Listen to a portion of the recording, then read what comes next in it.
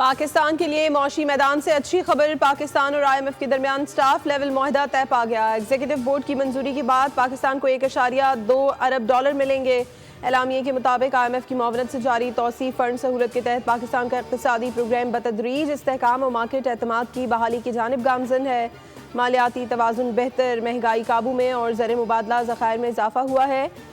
16 साल बाद current account surplus record किया गया। IMF ने एतराफ़ किया कि हुकूमत तवानाई के शोबे की पायदारी, माली नज़्म ज़ब्त और साख्ती इस्लाहात के एजेंडे को आगे बढ़ाने के लिए पुरअज़्म है।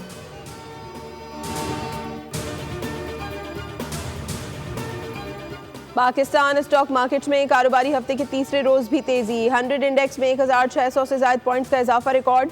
इंडेक्स 1,67,000 की सतह पर ट्रेड कर रहा है।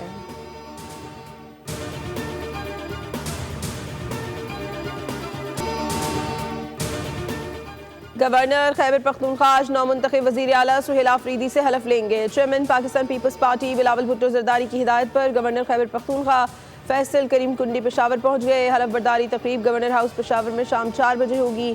गवर्नर खैबर पख्तूनख्वा फैसल करीम कुंडी कहते हैं, कभी हलफ लेने से इनकार नहीं किया। आइन के मुताबिक मामलात चलाना मेरी जिम्मेदारी है।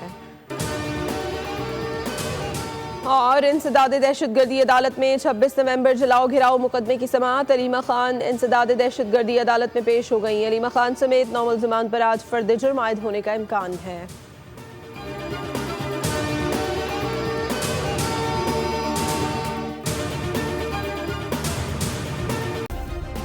सब्सक्राइब करें और बेल दबाएं ताकि कोई खबर रह न जाए।